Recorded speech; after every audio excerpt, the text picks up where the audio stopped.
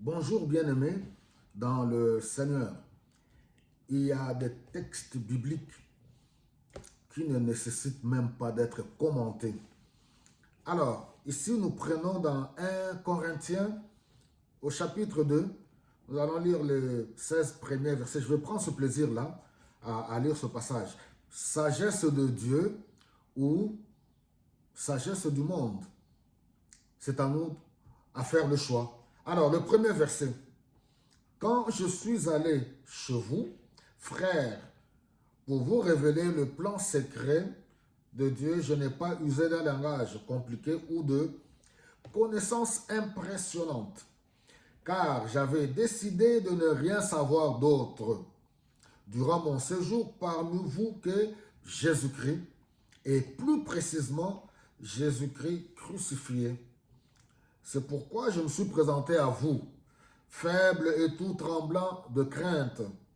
Mon enseignement et ma prédication n'avaient rien de discours de la sagesse humaine, mais c'est la puissance de l'Esprit divin qui en faisait une démonstration convaincante.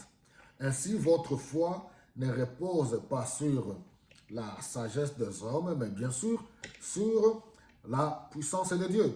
Verset 6. J'enseigne pourtant une sagesse aux chrétiens spirituellement adultes. Mais ce n'est pas la sagesse de ce monde, ni celle de puissance qui règne sur ce monde et qui sont destinées à la destruction. Non, j'annonce la sagesse secrète de Dieu cachée aux hommes. Dieu l'avait déjà choisi pour nous faire participer à sa gloire avant la création du monde.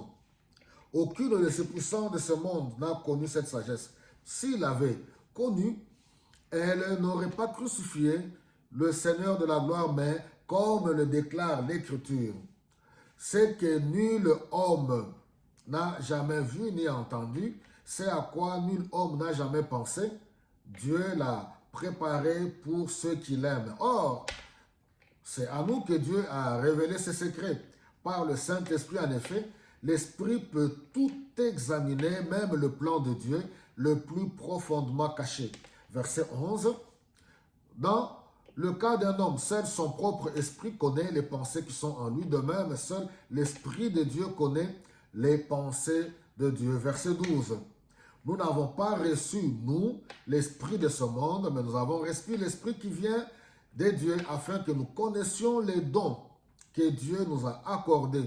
Et nous en parlons non pas avec le langage qu'enseigne la sagesse humaine, mais avec celui qu'enseigne l'Esprit de Dieu.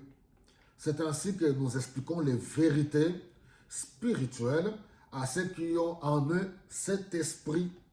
L'homme qui ne compte que sur ses facultés naturelles est incapable d'accueillir les vérités communiquées par l'Esprit de Dieu et elles sont une folie pour lui. Il lui est impossible de les comprendre car on ne peut en juger que par l'Esprit.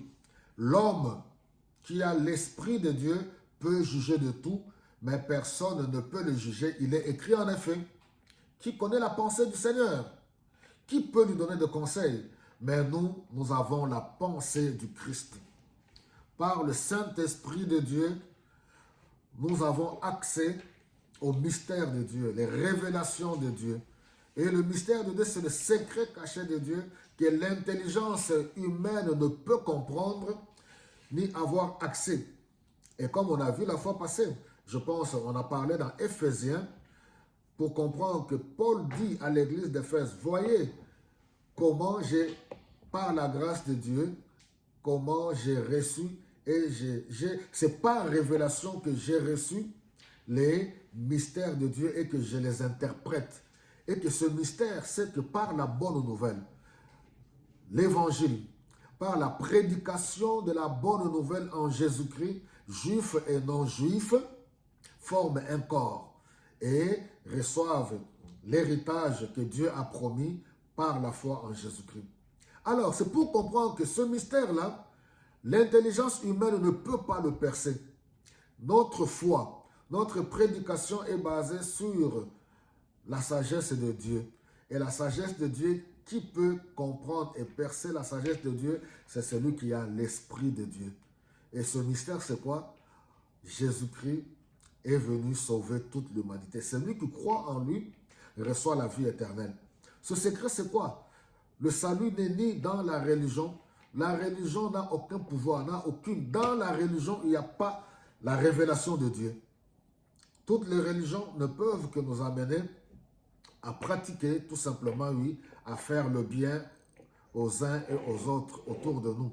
Mais toujours, Paul nous dit que si nous sommes sauvés, c'est par la grâce de Dieu et par le moyen de la foi, et non pas par nos œuvres. La foi en Dieu maintenant nous montre, nous prouve et nous amène à pratiquer les bonnes œuvres. Mais les œuvres de la loi, les bonnes œuvres, si bonnes qu'elles soient, ne peuvent pas nous accorder le salut. Donc la religion ne peut pas accorder le salut. La sagesse et le mystère de Dieu se trouvent par l'œuvre de Jésus-Christ à la croix. Quiconque croit en lui reçoit la vie éternelle.